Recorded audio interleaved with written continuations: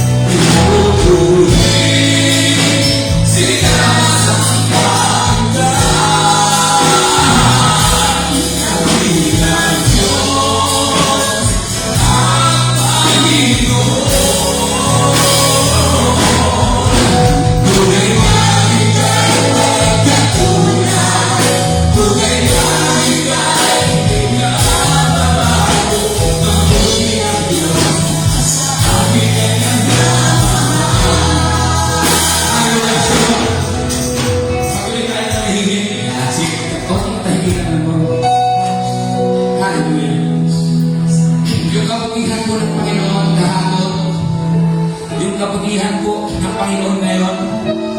Yung kabutihan po ng Panginoon sa mga susunod na panahon. Yan po yung dapat pong tindigan at lakaran, kapatid. Amen? Sabay-sabay natin i-declare ang biyaya at kabutihan ng Panginoon ngayong umaga. Si Lord, tanggap na tanggap kahit di nakapag-hindi. Wala siyang pakialam kung ano yung nakaraan mo. Wala siyang pakialam kung ano yung sitwasyon mo yun. Ganyan ang kabutihan at biyaya ng Diyos. Hallelujah. Thank you, Jesus. Panginoon, sa araw-araw namin na-experience ang biyaya mo, Panginoon. Araw-araw kami napapalapit sa iyo. Araw-araw nagiging natural ang lahat, Panginoon. Thank you, Jesus. Wala kami ipagpilipid na nagiging kabutihan mo naman ngayong umaga. Pwede mo natin kawitan at kapag Panginoon, mga kapatid, ng binakasok sa ating mga puso. Sabay-sabay tayo ikaw, the instrument, no? Gawin natin. Iuulit sinasamahan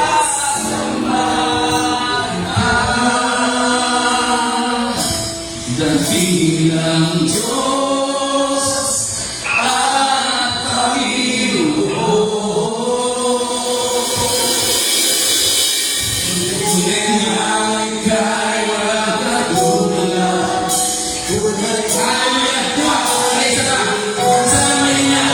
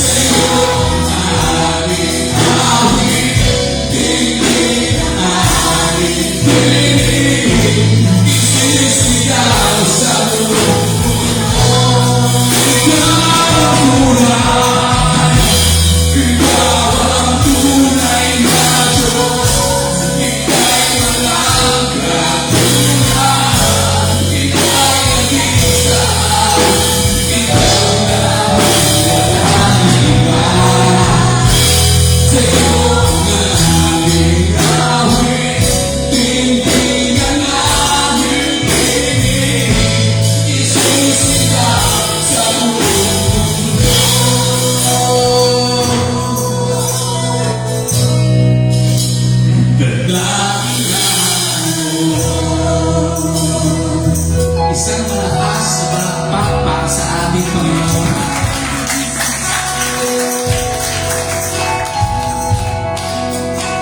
Lord, kami po ngayong umaga, nagiging honest po kami sa iyo sa aming mga emosyon, sa aming mga feelings, sa aming mga nararamdaman ngayong umaga.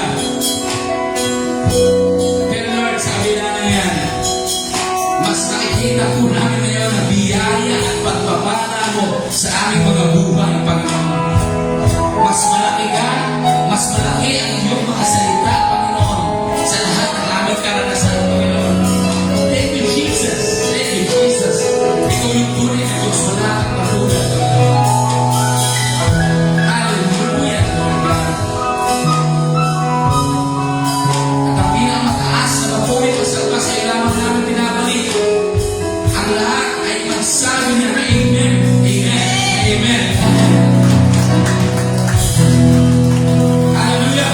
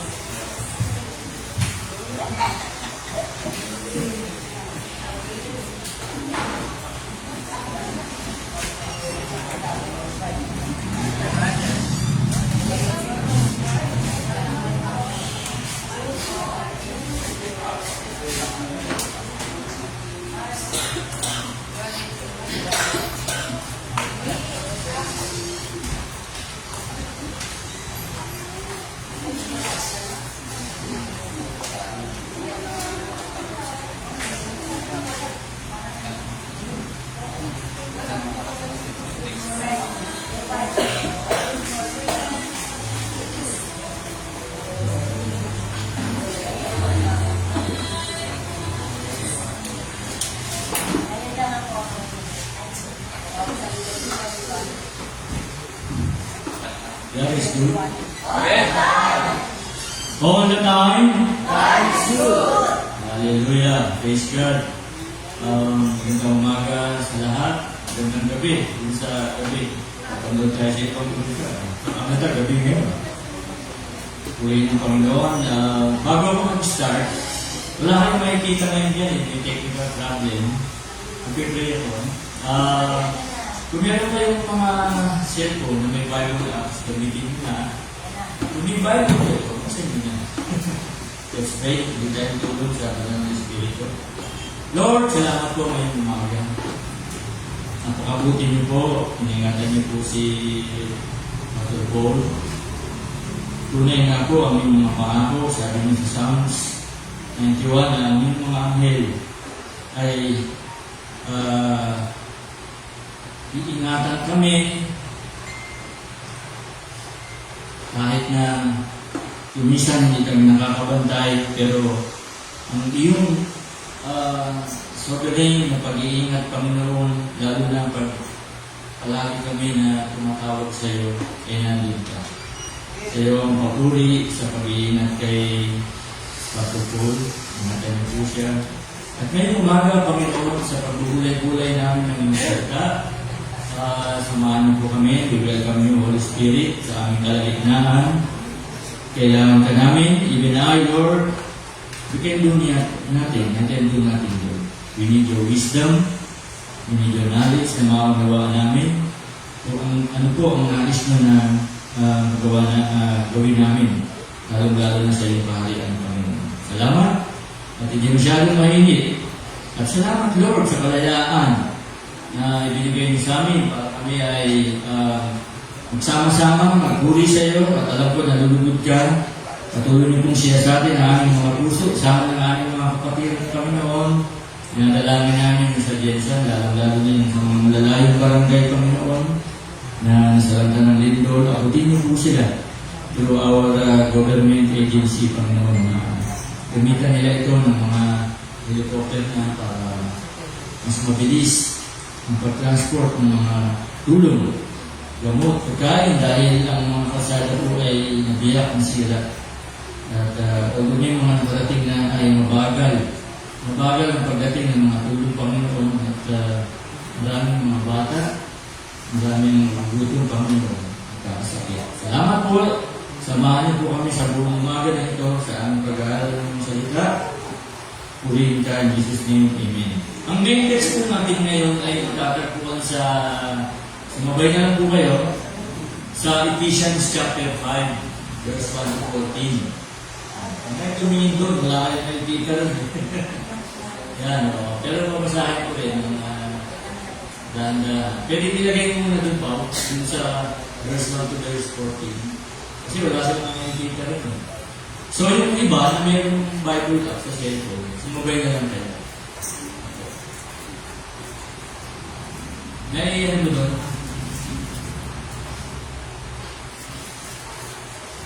Outline na yan. Yan, verse 1. Ang target po natin ay living as children of light. Mamuhay tayo bilang mga anak ng liwanag. Diba, meron tayo sa gospel na dapat tayo ay asin at ilaw sa sanglibutan. Kasi pag nawala ng alat yung asin, hindi kailangan gamitin yun. Ano ba gamit ng asin? Ang pasarap, ang pagkain, dati wala naman yung mga magic sarap eh. So, inabot ko pa rin yung wala pang betchin bago dumating yung betchin.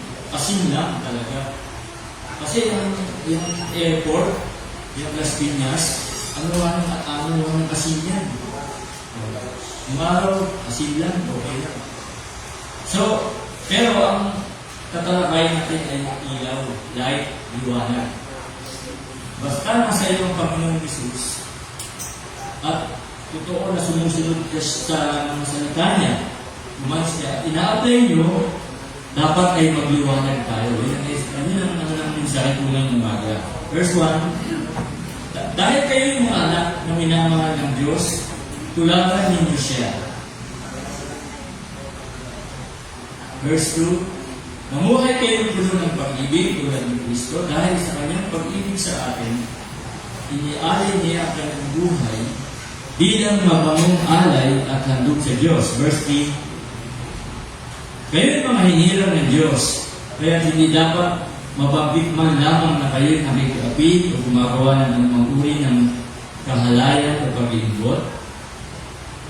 Paglingkod, may halong inggit yan. Verse 4, huwag din kayo gagamit ng anumang malaswa o walang kabuluhang pananalita at pagbibirong hindi nararapat.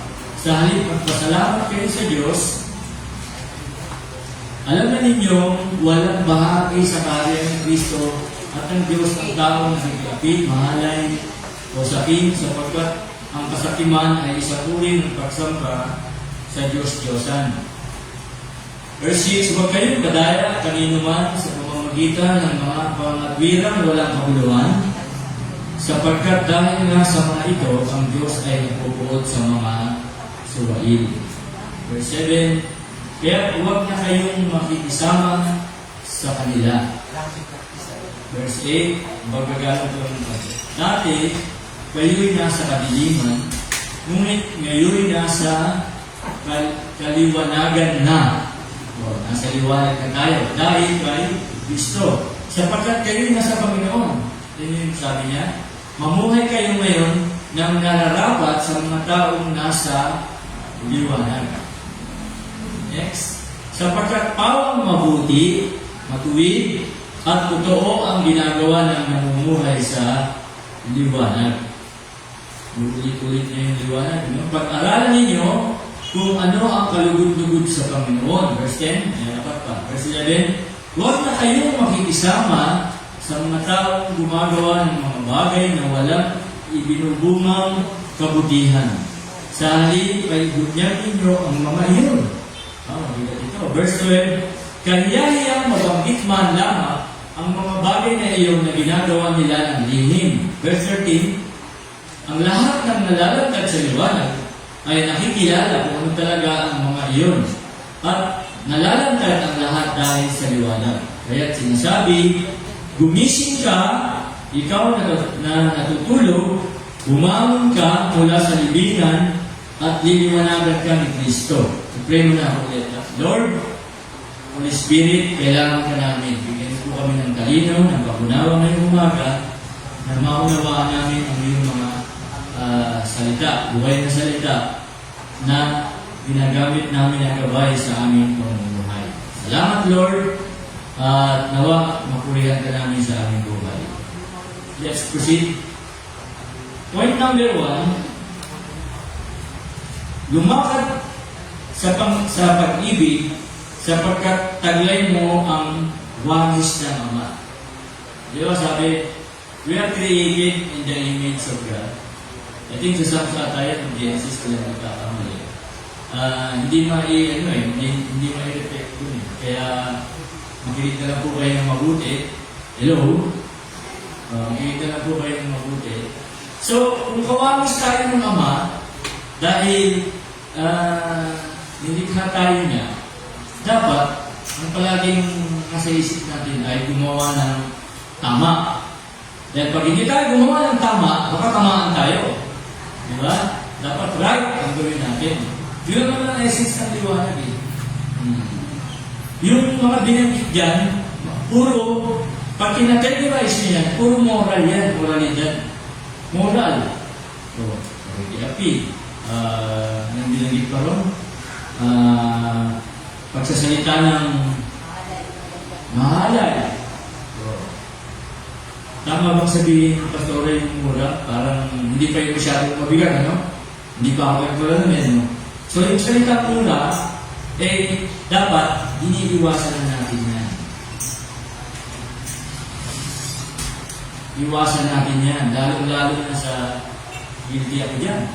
Ibisa, nakakapagpitaw ako dahil ang aking mga binabantayan ay malalaki na. Lalo na pag sumasagot na. Di ba? Di mo iwasan yun. Kaya, katawagin ko yung Holy Spirit. Holy Spirit, ikaw naman ang iyong ng Jesus. Kontrolin mo ako. Nararamdaman ko. Nararamdaman yung baba ng Espiritu. Ayun mga ka, nandito siya.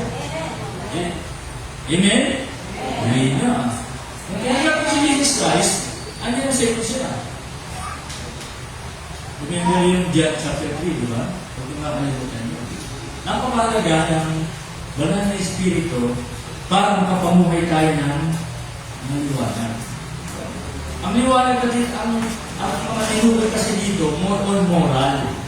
Morality na nakikita niyo naman ngayon, na natutunghayan mo ngayon, yung sitwasyon ng ating bansa, lalo-lalo na yung mga nailublog natin, lalo na Tagalog yan.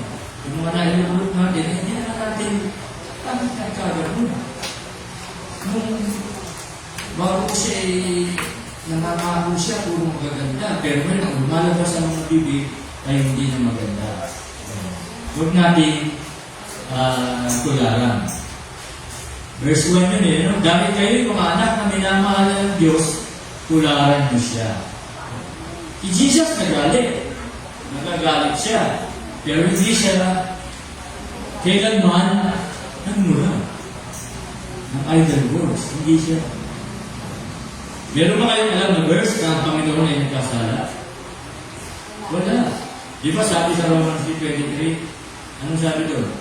Ang lahat ay nagkasala. O all have sinned and come short of the glory of God. Wala matuwid, di ba? O sino matuwid dito? Wala. Naging matuwid lang tayo dahil sinabi sa Romans, ang katwiran ng Panginoon, ang righteousness ni Jesus Christ ay nasa atin. At yun ang dahilan kung bakit tayo naging matuwid. Dahil tayo, Jesus. Kung wala si Jesus, wala tayo. Point number 2, iwanan ang kadiliman sapagkat binago ng biyaya ang iyong landas. Yan yung Tagalog. Number 2. Kaya nga number 2. Verse 3 and 4. Ayan. Can you please reflect yung verse 3 and 4? Iwanan natin ang kadiliman. Sino pa ba dito yung nasa kadiliman? Kasi malawak na yung kadiliman. Di ba binanggit kanina yung mga example? Yung morality yun eh. Under rin ng morality kung ano sabi sa verse 3? yan ang ating ipapamamusto yung salita ng Panginoon.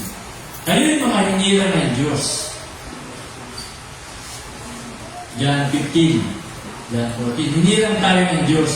Nang nakilala tayo sa Panginoon, we are hinirang ng Diyos. Kaya hindi dapat mabanggit na lamang na kayo'y nakikiapit o gumagawa ng mga uri ng kahalaya na pag-iimbot. Ano ba yung mababang na Tagalog tungkol sa pag-iimbot? May alam ba kayo? Hello? Inggit ba? Sa akin parang inggit no? So, yung ano ba? Inaari yung hindi sa'yo. Parang gusto mo kunin, gano'n. Yun ang definition nito. Okay din yun.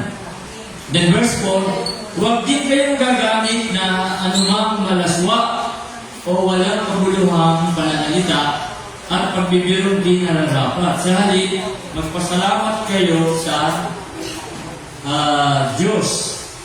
Pagdating yan sa mga salita ng malalaswa, medyo medyo in general yun yung malaswa, di ba? So kasama yan yung sa sinabi ng Panginoon sa mga Jew na huwag iiwasan nyo na makapagsalita kayo ng mga idle words. Ako, iiwasan ko Nung hindi pa ako Christian, mga kapatid, hindi naman minuto, pero oras-oras, pala lalong elementary ako tsaka high school. So, naiintindihan niyo na ngayon. Ngayon, kung kayo ay nakikristo na, sabi nga ni kapatid na ito, praise God, yun pala yung nakita ko sa Facebook ng ito na kumaga. Ito kaya, wala naman nakalagay na joke. Ulitin ko sa Psalms 91, kung babasahin niya yan, I think verse 12, 11 o 12, merong anghel ang bawat sa inyo isa na nagbabantay. Kapag inumento ko yan, abutin ako ang mamamayang gabi. Ako, iningatan sa sasakyan, sa aeroplano, sa summer camp, sa Laguna, sa Nueva Vizcaya. Maraming maraming mga sitwasyon sa bala, maraming mga sitwasyon na ko na-encounter na hindi ko man sila nakikita, pero nag-feel ko yung ng Banal na Espiritu, pag-iingat ko. Kaya, napakahalaga na mag-pray kayo bago umalis ng bahay. Nagpasalamat kayo, Lord, nakabalik pa ako ng bahay, ng buhay. Dahil sa iyo. Palagi dahil kay Jesus. Kasi tayo. So, andito tayo sa malalaswang salita. Sino pa sa inyo ang nakakapagsalita ng hindi magandang salita na lang? Parang kung muna yung nakakapagsalita ng hindi magandang salita. Sino pa sa inyo ang nakaka-experience? Ako, lately lang. Last month. Ha? Lahat, sabi niya ito kapatid na it doesn't mean na nakapagsalita ka nun ay nabawasan na yung pananampalataya mo, yung Lord. Ano ako magsibang mo na yun? Hindi na ako natukod yun, nakapag-ano ako nakapag-mura, hindi. Ang sabi ng Panginoon, hindi nagbabago, you confess our sin, He is faithful, yes. And then, ang pinakamabigat sa salita ng Panginoon, yung Hebrews 13:8. Kung dapat, memoryahin nyo yan. Anong sabi sa Hebrews 13:8? Although wala dito. Pero nakalink yun, nakapost-link yan. Diyan sa mensahe natin may umaga. He is the same yesterday. 4,000 years ago na. Almost 4,000 na, hindi na 2,000. He is the same yesterday, today, and forever sa future. Di ba? Sabi ni Pastor Paul, tama yun. Yung kasalanan na magagawa mo ngayon, mamayang gabi, at magagawa mo pa sa 2027, pinatawad niya yan. Kasi tapos na Tapos na. Pero ang part natin, hindi tayong tawad. Yung totoong repentance, 360 degrees. Ang totoong repentance, 360 degrees. Ang sabi sa I think sa India, nagkasala ka, ang totoong humingi ng tawad, hindi na nagpapatuloy. Ulit tayo. Verse 4, nabasa ko na ba yung verse 4? Sorry. Verse 4, wala pa ata. 5, sorry. Thank you. Alam na ninyong walang bahagi. O yan, sa kaharian ni Kristo at ng Diyos ang taong nakikitapid. Although si King David, nagkamali dyan, adultery and murder, bigat yan kasalanan. Lalo na sa panahon nila, dahil nasa dispensation of law sila Wala siya sa grace. Ang dispensation ng grace na awa, Ephesians 6, ay nasa New Testament. Lalo na nung bumaba yung Pentecost at dumating na yung banal na Espiritu. So, mahalay o sakin sapagkat ang kasakiman ay isang uri ng pagsamba sa Diyos-Diyosan. Hindi na gets, di ba yung kasalanan ni King David ay adultery at murder? Tama, pagsamba pala sa Diyos-Diyosan yung ginawa niya. Kaya kung limay-limay yung consequences na nangyari sa kanya, medyo mahaba lang, mabigat. Pinatawad siya, humingi siya ng tawad, fasting pa siya, although namatay yung Bathsheba. Pero dahil na-anointed siya at iba ang plano ng Panginoon, hindi siya nasalang sa death penalty. Kasi may death penalty sila So, na-extend siya, natawad siya, pero yung consequences nun, mabigat. Number 3, tandaan natin, ano po? Binago ng biyaya ang inyong landas. Huwag nyo kakalimutan dito. Ephesians 6. And then sa 2 Corinthians 5:17 ba yun? If anyone be in Christ, he is a new creature. All things are passed away. Behold, all things are new.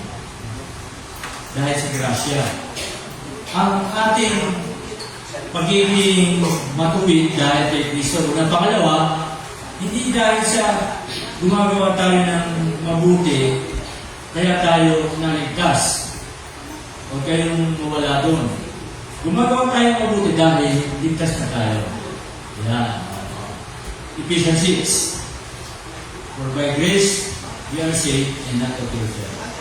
Grasya, o awa ng Panginoon, ang nagligtas sa atin. Tututusin, hindi naman, di ba ang sabi ng awit, hindi ako karapat-dapat, Panginoon. Kahit ako, kasalanan ko ay hindi kaya maligtas. Hindi kaya makontain mo. Pero sa biyaya ng Panginoon, nakakatayo kami rito, tinatawad. Ang kagandahan sa Panginoon, Psalm 120, pwede yung tulo, ay gagdag ko lang. Siya sa Psalm 20, ang Panginoon, pag nagpatawad, binubura. Ini-erase. So, pag ini-erase, wala na. Ang tao, kahit sina Christian, pag nagpatawad, tinatawad kita, kapatid na Gina. Pero, pag nagkasalubong tayo sa SM Grand Central, dito iwas-iwas ka, baka situring kita. Ano siguro, pero ang Panginoon, hindi ganun. Diba? Pag nagpatawad sa ito, ang sarap mo na maging kaibigan ng Panginoon. Kausapin siya, mahalin siya. Kasi hindi na tayo iiwanan hanggang sa kabilang buhay. Yung mga naawag nila sa atin, nag-i-endure na sila doon forever. Tayo, na hindi malayo-layo pa, marami pa tayong gagawin. Laging patawag tayo sa Ephesians 6, kailangan pa natin ng God's armor, ang power ng Holy Spirit. Bakit? We have to win more souls. Kaya i-encourage tayo na mabuhay sa liwanag. Dahil kung dala-dala natin ang liwanag ni Jesus Christ, at nagbibigay ka ng ulam sa kapitbahay mo, let's say may birthday, kapitbahay, ito spaghetti. Kapatid naman, bakit parang nagliwanag ang kamay mo? Pag nagliwanag ka, spaghetti naman dala mo. Ilalim mo yun, mahirap. Ang bait mo naman. Isagot mo, pagkamatag na yun. Kasi, liwanag yun. Meron ako Kristo, kaya ako nagbibigay. Hindi dahil may birthday lang. Tapos sabi ng kapitbahay, Pastor, bigay ka ulit ha. So, dahil kay Kristo, yung hindi mapagbigay, nakapagbigay, hindi magbigay. Duwalag yun, example ng good works eh. At yung dahil kay Kristo, yung mga illicit na relationship, break na tayo kasi masama yun. Nagkalala mo na si Kristo. Meron pa isang kwento. Tama ba ito? 11. 11 ba rin? Hindi ko na kayo oras. 11 yan. About 13 minutes. Meron isang kwento na yun nakakilala kay Pastor Benjamin dito. Tanda na eh. Ano ba yun? Kinuha na nilo. Meron na. Si Pastor Benjamin, meron siyang nabasa ko na ito. College kasi, bukod kay Pastor Benjamin, sina James Walker, yung mga panahon pupunta kami sa Lumenta, tinatawanan ko lang yun sila eh. Meron siyang drummer doon na addict. At sa kanyang mga pagpupunta sa ng California, Chicago, yung mga evangelism niya, meron doon drug addict na combo na tumanggap kay Jesus. Pero imagine, isinama niya yung drug camp, punta sila ng Europe, pumunta pa ata sila ng Russia. So meron siyang praise and worship team, nandun siya, tagatugtog siya, musikero siya, tulad ni Pastor Paul. Pero, sa loob niya, kasi yung asawa niya, nag-confess kay Brother Hill, sinabi niya na ang asawa ko nagbabato pa. Pero at the same time, nagtutugtog siya. Kaya, sinabi ni nung asawa, silang tatlo, nag-usap sila, nag-pray sila, nag-dedicate sa muli ng buhay, at there is still always a second chance, a third chance. Naintindihan yung ibig ko sabihin ng salitang second chance, third chance. How many times na ba sinabi ng Panginoon, if we confess our sin, 1 John 1:9, is faithful and just to forgive us and to cleanse us from all unrighteousness. Hindi tayo perfect eh. We are still work in progress. Pero tandaan nyo, may sila ng buhay, habang tayo ay hindi lang tayo dapat makaupo dito. Kaya idinidiin dito ni Pablo na magliwanag kayo. And then, dinitali niya ng konti yung mga dapat nating iwasan. Mga ugali, mga attitude, character. Pero ang tinatch niya dito, moral morality. Moral morality. Yung relationship sa kapwa-tao. Yung mga patago, kaya nabanggit dito yung liwanag at saka yung dilim. So sa bawat tao, na share nyo si Jesus Christ. Naalala niyo si Moses kung galing sa Mount Sinai? Napanood niyo yung 10 Commandments, diba?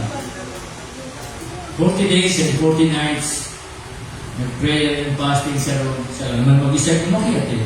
Pero, kausap niya rin si Yahweh, si God. At pagbaba niya, hindi makatingin sila Diyos ko sa kanya. Dahil nagliliwanag yung pati yung buhok niya, hindi naman siya napanood. Tulad ko, may dinalaga naman yung buhok ko eh. Nagawasan na eh. Gawa ng may itatubig ko sa Saudi, nakakakas ko. Dati, mahaba nito eh. Kasi mahaba ni God Bro. So 37 years na ito, mahaba nito dati. Yung buhok ng Moses, hindi naman nakalbo, pero tumayo. Napanood niyo ba yun? Sino ba nakapanood ng 10 Commandments? Tumayo, at hindi naman kasi puti ang buhok ni kapatid na Myra, at naging golden. Golden hair.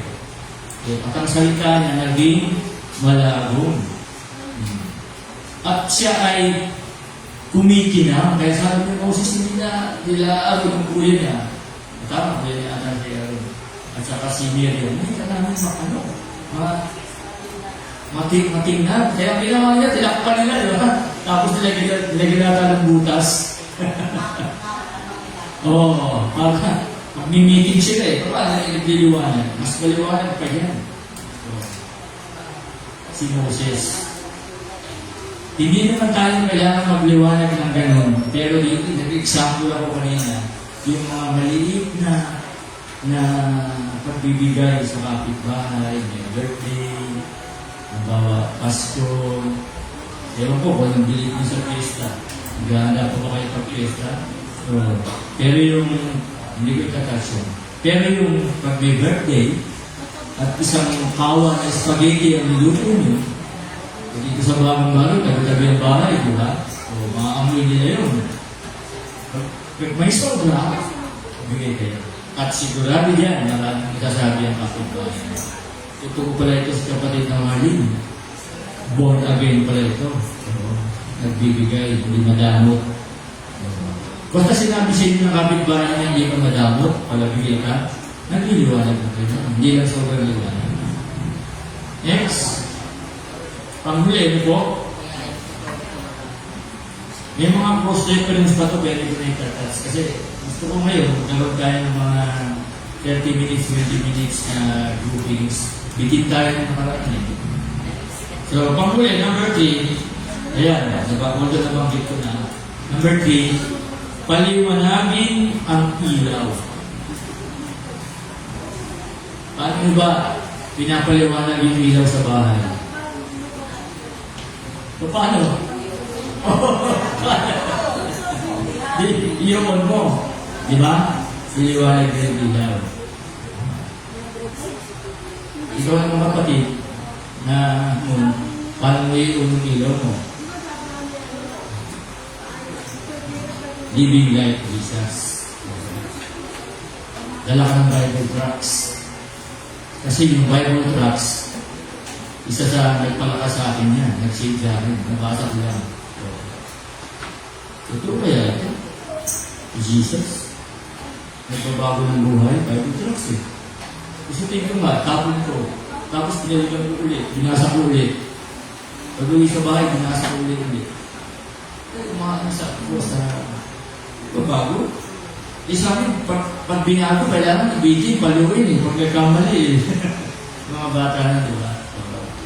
So, paliwanagin natin ang ating ilaw sapagkat si Kristo ay nakikita sa isang banal na buhay.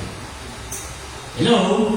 Yan ba yung napulot? Lapit na ako mag-close eh. Mag-close tayo. Mag-close ng tayo. Meron kayo na naintindihan ngayong umaga na walk in the light? Yung paglakad mo sa ilaw, isi-share mo si Jesus Christ. Huwag mo yung sarili niyo. Di ba pag binuksan mo yung ilaw, sabihin mo, Ate Ramon, pakibukas na po yung ilaw. Bakit ka na? Basta ako eh. Kakain kayo. Kakain kayo, di ba? Halimbawa, kakain kayo. Bubukas yung ilaw, di ba? Ilan kayo? 4, may 6, may 7, may 3. So yung ilaw na yan, huwag mo sarili niyo. Naintindihan, di ba? Dahil ang ilaw na yan, si Jesus Christ yan na nasa inyo. Ibahagi nyo. Sa pamamagitan ng verse 8 yun, kapatid na ito. Sa pamamagitan ng nakikita sa atin sa isang banal na buhay. Ulitin ko ulit. Tayo ay work in progress. Hindi ko matagalan yung work in progress. Tayo ay hindi pa perfecto. Sa ating paglakad, at pwedeng sa pagbigay mo ng spaghetti, bakit kaya? May nakakita nag-iihaw doon eh. Iihaw na naman barbecue. Spaghetti lang ang binigay, hindi man lang sinamahan hindi man lang sinamahan ng barbecue. Pero nagbigay ka. Nagbigay ka lang, sabi pa yung kapitbahay mo. Kasi hindi ko pinagay mo eh. Walang barbecue. Huwag di ma-misconception doon ha. Ano lang yun? Ang importante nun, nagbigay kayo. Nagbigay kayo. So, payag ba kayo na palagi lang kayo nakaupo dyan?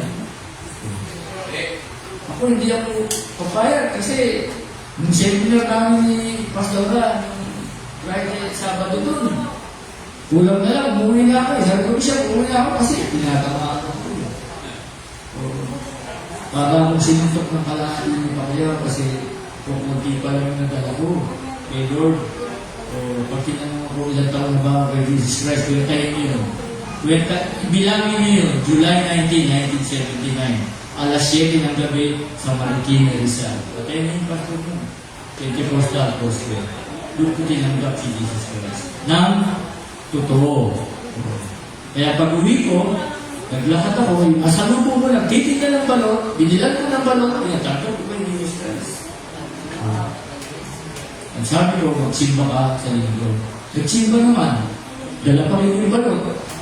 Nagtitinda na ako. Nakita niyo, di ba, nang bago tayo kay Jesus Christ, nainit tayo. Revelation yan, chapter 2. Huwag sana tayo matulad sa mga kalimutan ko ng churches na yun. Sa Revelation 2. Para tayong yung hindi mainit, hindi malamig. Kailangan pumunta tayo sa mainit. At saka sa ganyang kaliwanag, no? Hindi ko matingnan, no? Kapatid na Marlene, nagbiliwanag ka. Sorry, nag-antex ako. Sa iyong mga gawa. Natouch ako sa pagbibigay mo. Kaya, may birthday dito, pagbibigay. Start na yun para magkaroon kayo na friendship, bonding. Kaibigan mo na. Yan ang isang essence ng pag-share. Kaibigan mo na. May pagkaibigan mo na, may invite mo na rito. At pag na-invite mo na rito, bakit na si Pastor Paul? Magsalita na kung anong method gagawin niya, Roman method pa. Di ba, meron tayong prayer of 3, i-apply na rin yun. Prayer of 3, unahin niyo yung mga kapitbahay niyo, kasambahay niyo. Ipag-pray niyo na yun. Kung kulang pa ng 21, gawin yung 40 days. Di ba, sinasabi natin na ang Panginoon ay tumutulong, walang mahirap sa Kanya. Umpisahan natin yan. Liwanag, i-share natin yung liwanag, at i-share natin, i-pag-pray natin. Kayo po tayo lahat. Bago tayo mag-break ng group. Meron siyang closing prayer dito ng Tagalog, kaya lang wala. Babasahin ko na lang yung closing prayer na ginawa niya. Okay. Andiyan ba? Andiyan. Basahin ko. Dito po tayong lahat. Dito na ako mag-close. Close natin ang ating mata. Kung meron kayong food.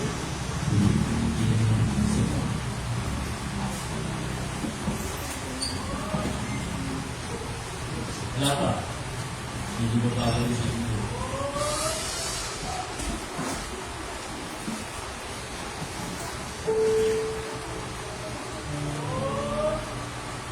Let us pray.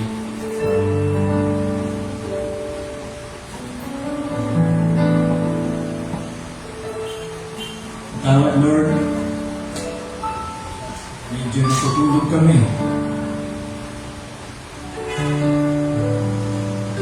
Maraming mga kaluluwa. Ang dapat madala sa paanan. Ang mga namin nasa langit. Lumalapit kami sa iyo ng may pagpakulo. Wala ng tuwatan.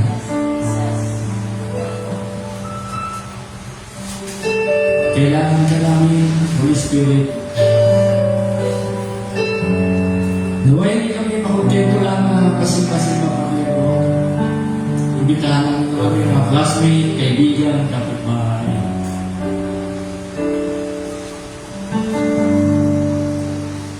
Lord, naniniwala kami na ang salita ay tumatago sa puso. Double-edged sword.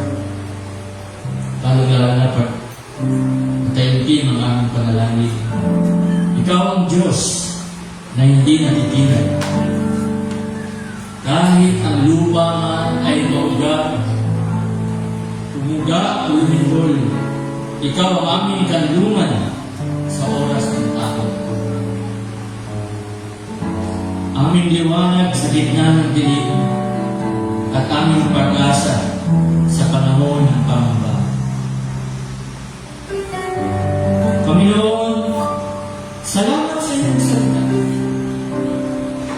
Nang muling nagpapaalala sa amin na kami ay tinawag mo upang mamuhay bilang mga anak ng liwanag.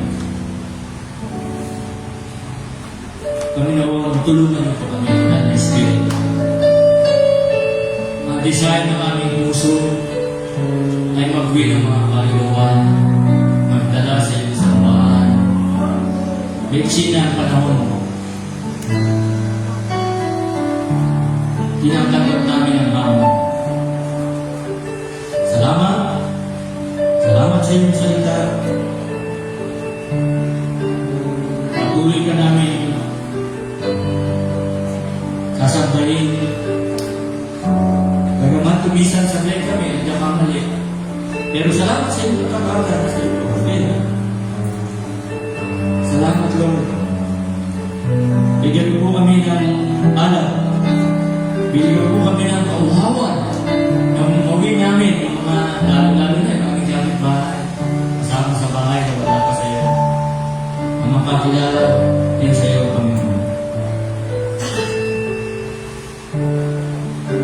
Bago po mag-init, meron lang akong iwanan na quotation sa inyo lahat. Actually, ito ay English English, pero Tagalogin ko. Meron lang tayong isang buhay at ito ay lilipas.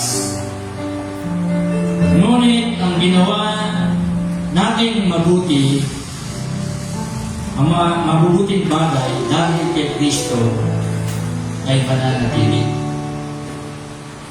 Sa bawat isa ng mga kaluluwa na madadala natin sa Panginoon, lalo-lalo na kung siya ay lumagot, maraming mga abel sa langit ang natutuwa. Lalo-lalo na ang Panginoon natutuwa siya. Salamat po, Lord, at naway ang mga salita mo ay patuloy na tumingin sa amin. Ang mga pangaral mo ay patuloy na maalala namin kumaon sa aming mga puso. At kami ay tinawag mo, Panginoon, para magliwanag. Lalo-lalo na sa aming mga kasama, kapitbahay, o sa eskwela, o sa trabaho. Purihin ka, purihin ka. Thank you, Jesus. You're so good. Amen, amen, amen.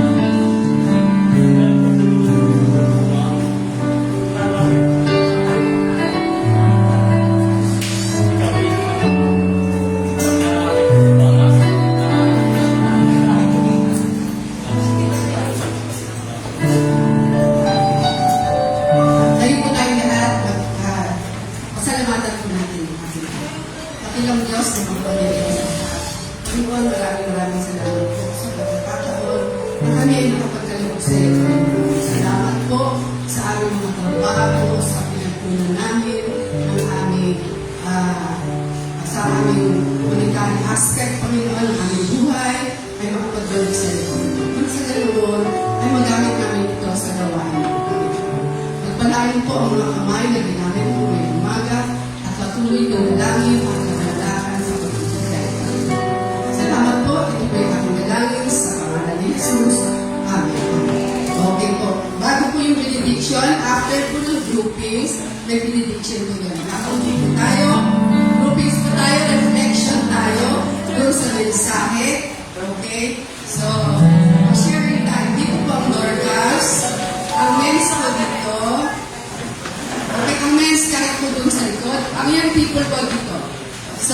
Pastor Joseph, ang mga kids sa young people.